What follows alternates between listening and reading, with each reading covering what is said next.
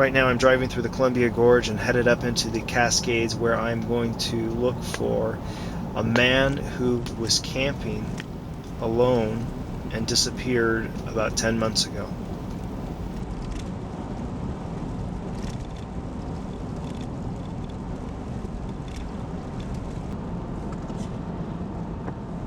I just picked up 2 hitchhikers that were PCT backpackers by the name of Diesel and Hobbit, which I can only imagine that those are trail handles. They'd gotten lost off a spur, or not lost, they had accidentally taken a spur trail, and it was about probably would have been 5-6 miles, maybe more, out of their way. So they were headed into town to stay for the night.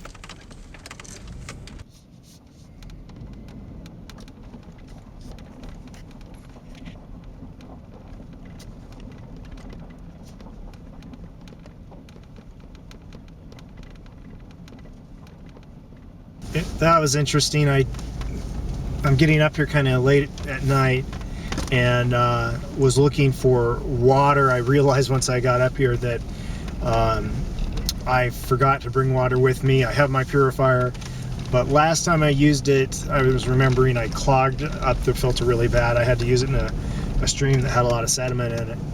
And I just was driving to where I saw a lake and on the map, and came across a trailer, and I parked to go look at the lake, but a woman came out and stopped me and was pretty aggressive, and she said, "You're a suspicious man."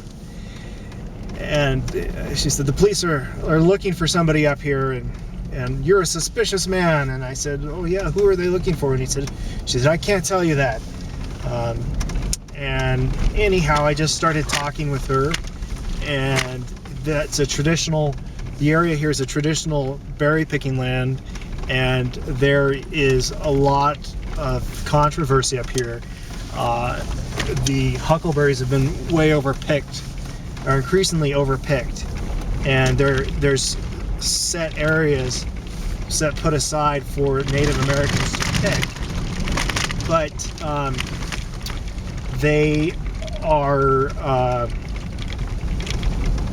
the immigrants, companies that hire immigrants to come in and pick berries will go into those areas when they shouldn't and pick berries, and it's really decimating a lot of areas of huckleberries.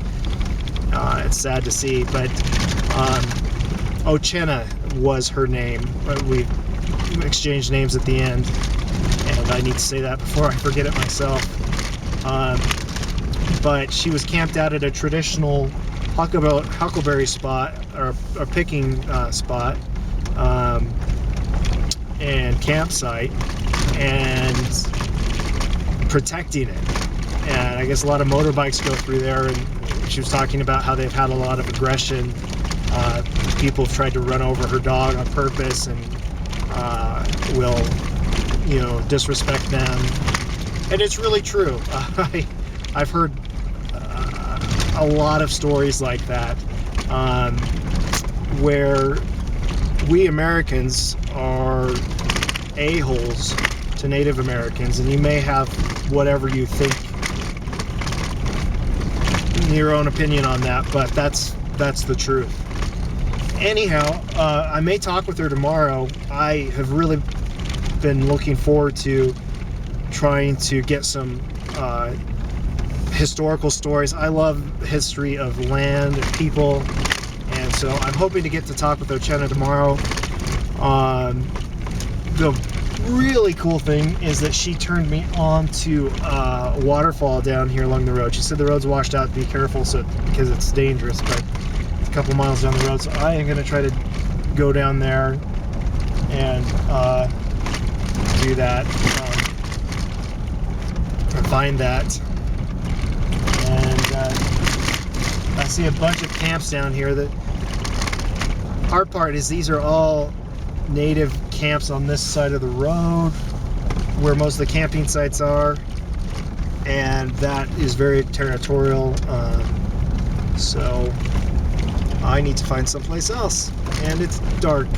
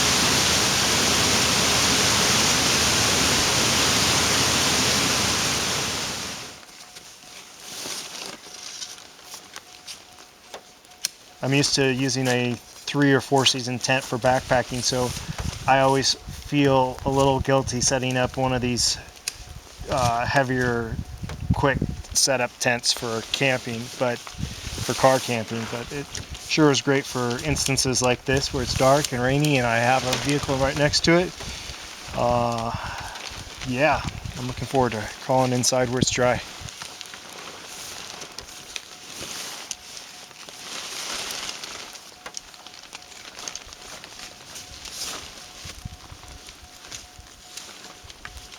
I'm not sure quite how I'm feeling about this experience I'm about to go on. I I've been interested for some time in how people disappear in the forest, or what goes wrong when people are on a mountain adventure, and there are all sorts of different things that can go wrong. And yet it was just intriguing. In the area that we live, there are an exceptional amount of people that go missing, and they find most of them, but there are some that they never find. And Austin Oldfield, I came across his the notice that he was missing in the forest earlier this summer. I saw a poster from last fall, actually, and I thought, I'm gonna go see if I can just find him. And I think that's like nearly impossible. It's like looking for a needle in a haystack. But um, I'm curious about what I'll discover along the way. I'm staying in what I call an active forest, meaning I hear things out moving around in the woods in the dark. And I don't like that. And I don't care who you are, what kind of macho, tough person you think you are, male or female, but uh, humans have a natural instinct to be careful out in the woods, because there are things that will eat you, and you can starve to death, and you can freeze to death, or die of hypothermia, or drowned, etc. So I prefer forests, especially if I'm camping alone, and I don't like to camp alone necessarily, but I have to out of necessity. I can't always find somebody to come out here with me. Uh, it's, but I prefer camping spots that are a little bit quieter. Um, and the type of movements that you hear at night, there can be the little things like mice, and that doesn't bother me. What does bother me are bigger sounds or softer sounds. The thuds that you hear, I don't know, for some of those reason, those are really unnerving. They're almost always deer or elk. One time I was staying out in the blues, and I heard thunks like a whole bunch right next to the tent. And it's just a herd of elk. But on the other hand, I really don't want to unzip the door and find out. Um, and here, I've heard some things like branches breaking out in the woods. Uh, and I've also heard some softer footsteps. And the softer footsteps are often bear, which makes sense because I'm pretty much in the middle of the berry fields, the huckleberry fields up here at Indian Heaven. And so I would assume that there'd be a lot of bear, and that makes me feel uncomfortable. And I'm just realizing that I left my can of bear mace out in the rig. I guess I have a knife, but I don't have any food in here, so I think I'm perfectly safe. But uh, those are always things that make me a little nervous when I'm out here alone. And in preparation, or before I came out here, I was um, reading about Sasquatch lore, so that doesn't help anything. That doesn't help things either. But looking forward to getting some good rest and getting up in the morning and searching a quadrant. I'm going to search a specific area, just go back and forth on a grid, and try to do a reasonable search time, probably only 4 hours, and see what I can find. It's really impossible, I think, but um, I want to try. And maybe I'll talk with some of the locals and see if I can get some thoughts from people who've picked berries up here quite a bit.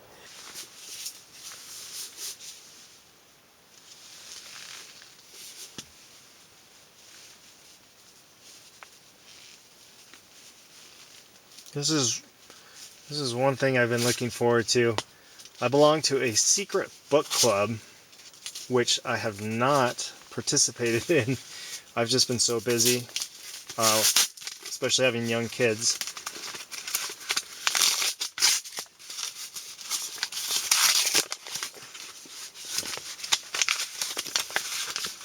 But I checked into the book club recently on a whim and saw this book, Tribe, and I thought I need to read that. So I'm going to do a little reading before I go to bed. Thank you, Secret Book Club member, leader, for sharing this with me. You know who you are.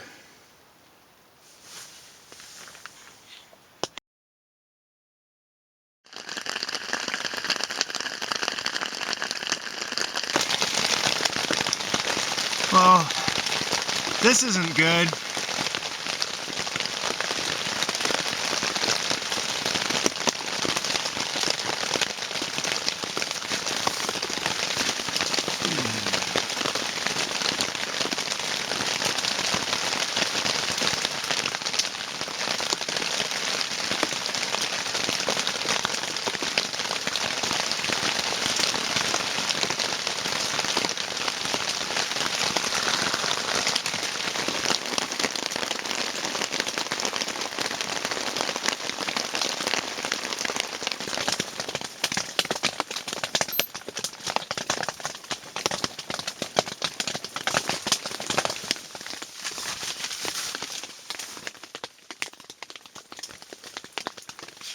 It's really ironic that I just got this book, The Tribe, in the mail and have opened it up on this trip. I was not planning this. It just fits so perfectly. It's talking about how the white settlers would often join the Native Americans when they came here to America.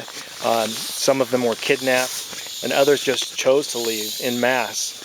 And a number of people from the time were commenting how odd it is that people are so willing to join the Native American culture, but they couldn't find one instance where a Native American totally abandoned their culture and joined the movement, the European expansion movement, and the Western culture and what it has to offer. It's our heritage, I think, that is at conflict.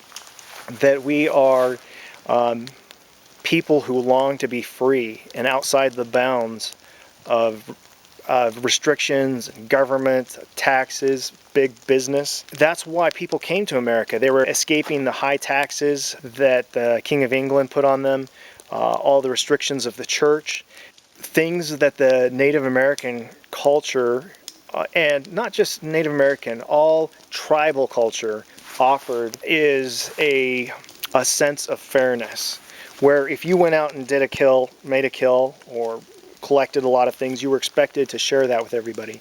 And people were nomadic, so they could never hang on and accumulate wealth like we do today. And in fact, if somebody collected too much wealth, too many things, and hoarded them for themselves, they were sometimes put to death. They at least would be ostracized and punished.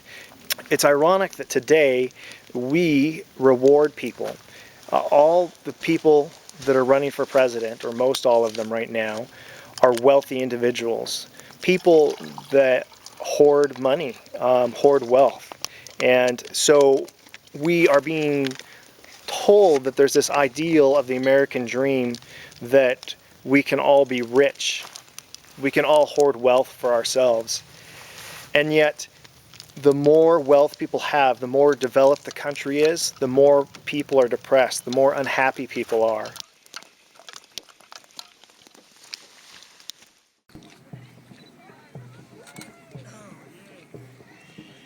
They say Austin was connected with the Rainbow Movement that was in this area about 5 years ago. And so he was probably trying to relive that a little bit. To me, that would be a really empty feeling because it's just a wide open meadow in the middle of the forest. It's beautiful, it's gorgeous, but it's like probably returning home to an empty house that's been abandoned. And in fact, that's the greeting at a rainbow festival, is welcome home. So I imagine Austin was trying to look for community. He was trying to look for his tribe. So I bet that's why he came here, because usually there's people huckleberry picking here in the huckleberry fields. And he was probably searching for a tribe, or at least a sense of community. Now that it's raining hard, I'm gonna get my search going in earnest and see what I can find.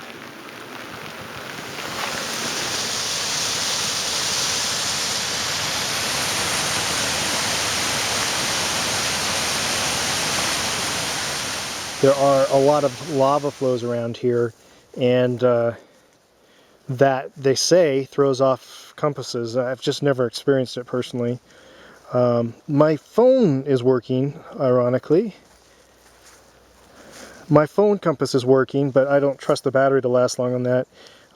It's kind of cloudy day coming and going, so I'm going to use my phone just for backup and try to just stay within a really set area, not go deep into the woods.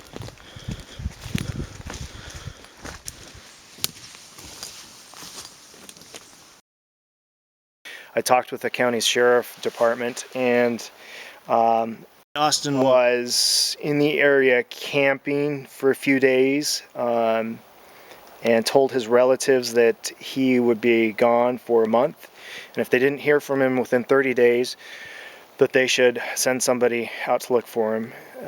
And that's what happened, and they never found him. They did get a report that he was last seen by September 19 by hunters on a road near Lone Butte, not far from where he was camping, and he asked them for directions on how to get out because he was lost, and they said they would show him the way out. He took off running. The sheriff's department, and I think the hunters think the sheriff's department, from his actions and their descriptions, think that he was likely on some substance. The new information that I got from the sheriff's office since they've done the search is that a few days later, they got this report a month or more later, that he actually was seen, and somebody gave him a ride, hitchhiked from his camp up to the huckleberry fields.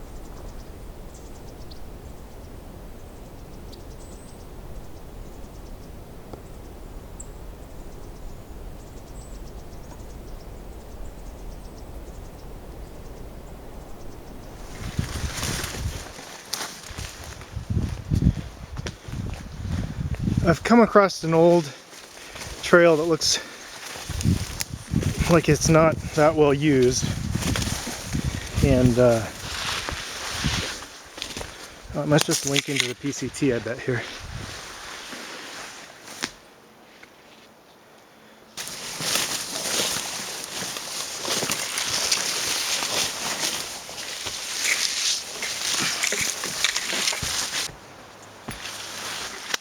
it's just hard to imagine him going off.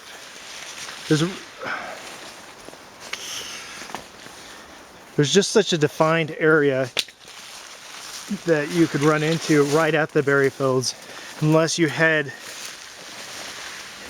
east. Because if you head west, you run into the road, and this is thick.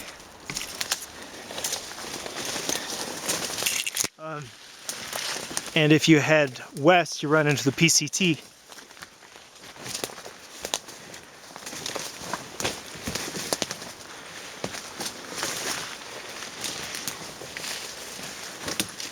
And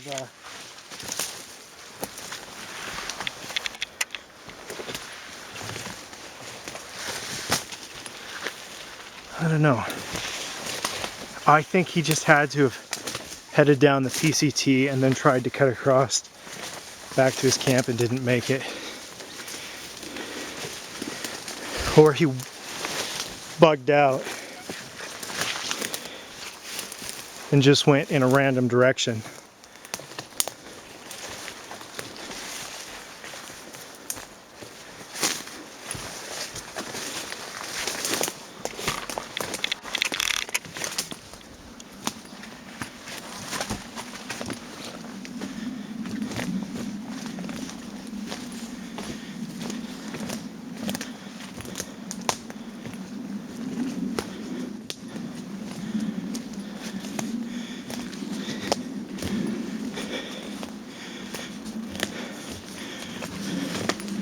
If he was bugged out on drugs, he could have went miles.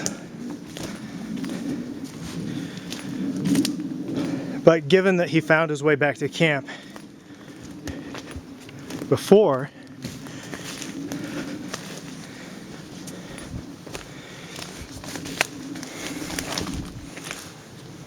it seems like he could do it again.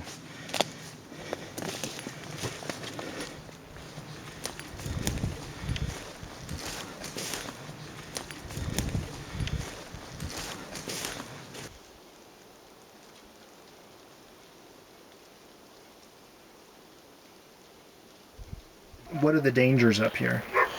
The dangers for hikers is, number one, how they dress. They're not dressed for the weather up here. I've had a lot of people ask me, is there a place I can bed down for the night? It's going to be cold tonight. The weather's going to be real bad tonight. It might snow tonight. I say, well, you better find some trees and some dry patch of ground and bed down in there wherever you're at, because you're gonna not like tonight very well at all. The people, when they come through here ill prepared like that, they're asking for trouble. And you know, every year we got people lost. We got people that can't make it out or suffer from hypothermia or something, you know, and wow, you know, I thought, wow, look at that. We see a group of people walking along the PCT trail, and it's 42 degrees up here, and they all have shorts on.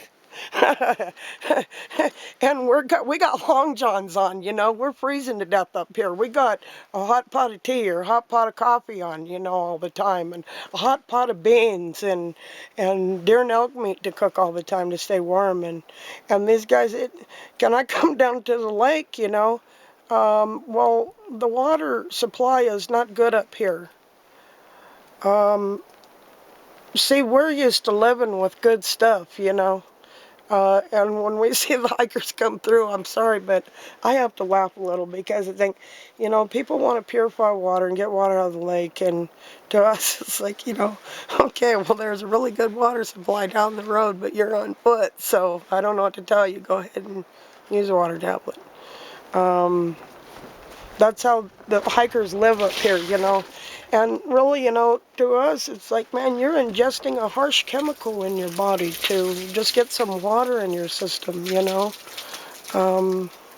that's really harmful for you. And we worry about that too. What about animals? Is there any danger from animals up here at all? Yeah, yeah, especially during the rut. You got bull elk out here that are bugling like crazy in September. And their testosterone level is through the roof. Okay? So, and you got bears, you know, we've seen a lot of seasons up here where there hasn't been much berries. And the bears are aggressive, really aggressive, because they don't have enough food. So, you know, I'm a little amazed by how many people walk through this country that don't have a gun on them or any sort of defense at all. No knife, no scare tactics, no nothing, you know. I've been living in the mountains all my life, and the mountains are dangerous, animal or man. What about, have you seen any or heard of anybody ever getting attacked up here? I can't rightly recall if I've heard it up here or not. I've heard stories about close encounters with creatures up here. Bear, Bigfoot, elk, while people are hunting. That can be pretty terrifying. In another part of the country, up in the high country, I heard about a bear chasing after somebody once. So, I mean, it can happen anywhere, no matter where you're at, no matter what, you know. And especially if you smell like bacon or beef or something like that. One thing I can recommend is that people who come up here with small children, please keep your kids from crying all the time, because you're inviting a predator to come in and kill you. And we really don't want to see something like that happen. What the predator hears is, you know, an infant crying, and that's exactly what's happening. And it thinks it's food. It's something that's vulnerable that it can eat.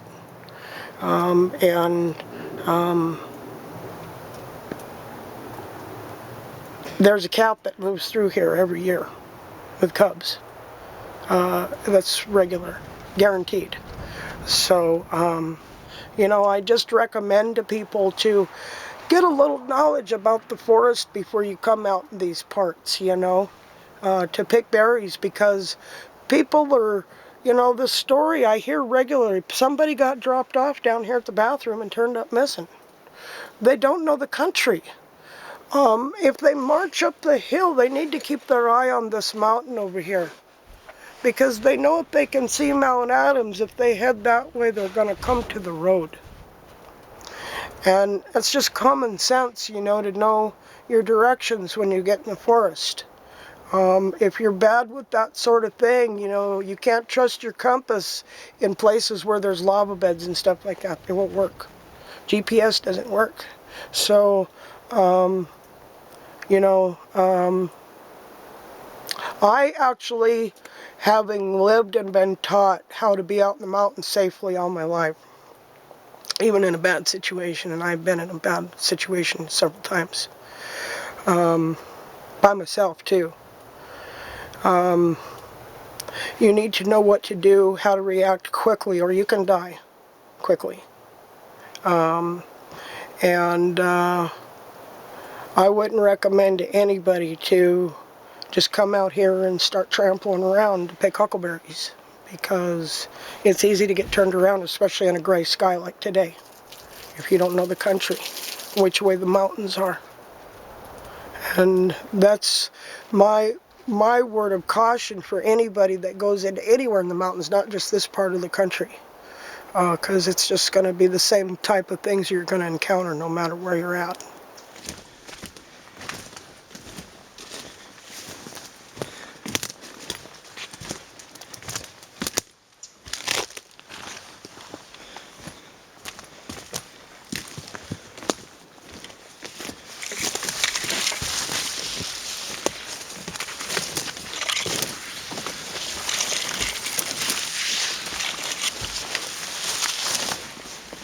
they say men between the ages of 37 and 42, I believe, are statistically more likely to be killed in an avalanche. And it's often because they feel comfortable with being outdoors and don't take as many precautions. And on this trip, I think that might fit me a little bit. I thought I had my pack together. We've moved some stuff around at the house. I'm realizing that I forgot my rain pants, or actually I'd thrown my rain pants out and I needed to replace them because they were ripped up, and my water filter had gotten clogged in my last trip. And I'm just noticing now that the heels on both of my boots are coming apart. So yeah, I've got a list of gear I need to replace. But live and learn, huh?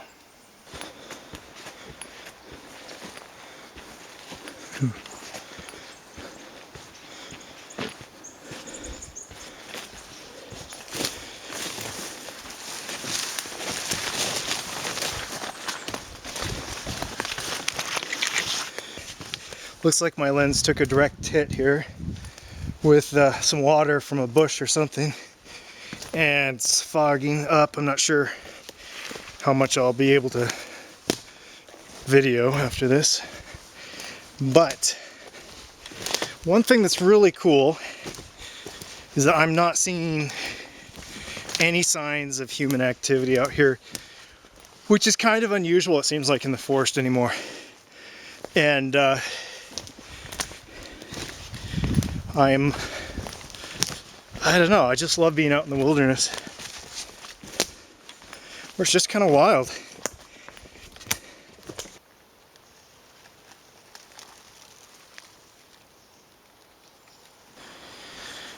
Well, I just found myself absentmindedly wandering back down the PCT. I wanted to go back and get to the rig and get some stuff. And I could just see how if you're wigged out and came to your senses, you could be really disoriented, especially if you weren't on the path. I think this is where I think this is the way.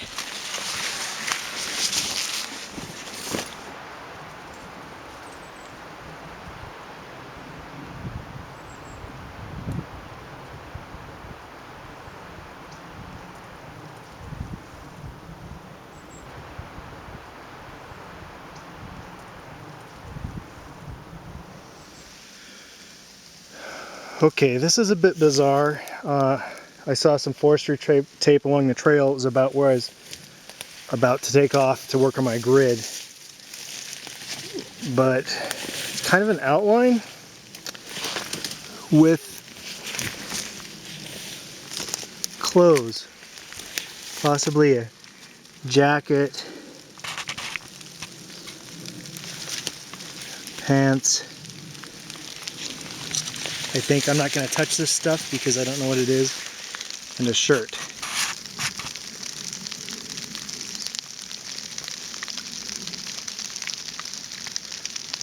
I don't know. I'll ask the sheriff about it when I get out. Suspicious, maybe somebody lost their gear off the trail. It's about 10 feet up. Maybe lost their shirt, their pants. Can't tell if it's two pair of pants and a jacket, so maybe somebody threw it off the path. I don't know.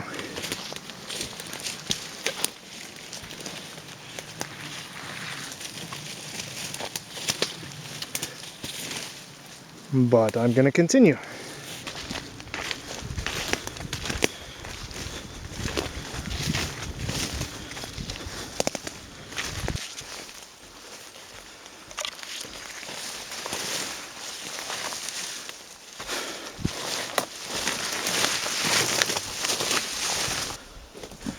So it's getting dark, and sundown's a couple hours away at least, but it's the time when the shadows get long and my mind plays tricks on me.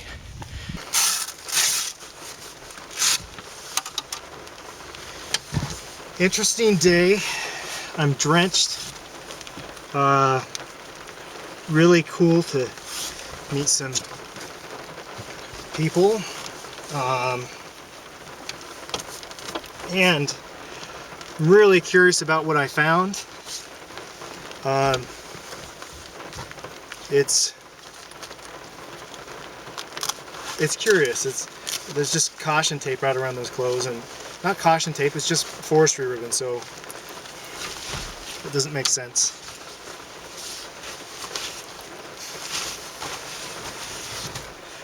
If it wasn't something, why wouldn't somebody pick it up? And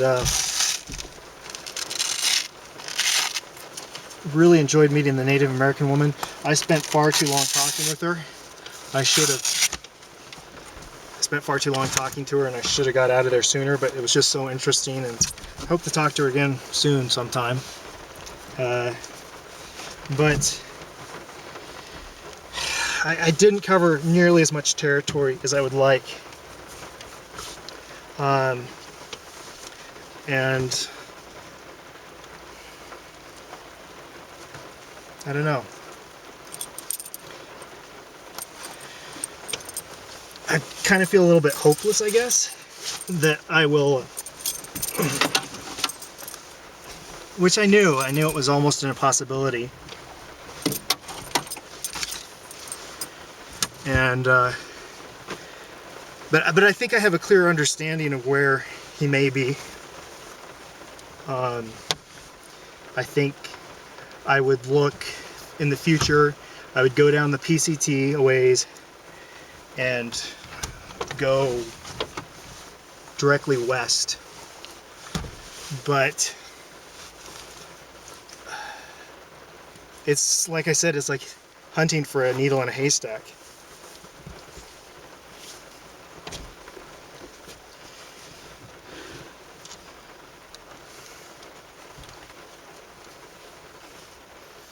And it's kind of,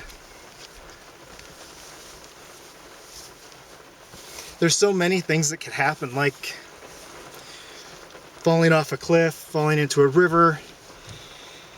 I've seen sinkholes or like in the lava beds that are just a hole. They're like a well that are have an overhang all the way around, and so they just go out like a bottle shape, and they're deep enough that you could never get out, like 10 feet deep, and no holds.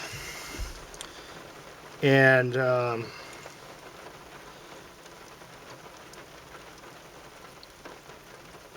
you know, but if you just left the trail and got hypothermic, which if you don't have a lot of gear, it'd be so easy to get hypothermic. I'm getting soaked. I've got to get it. Speaking of hypothermia,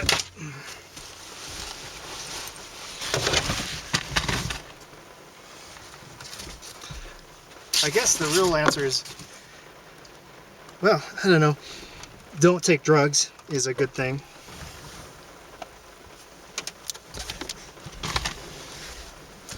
But, you know, out of respect to the family, I think that it's neat that he was doing what he loved, and he was searching for tribe and self,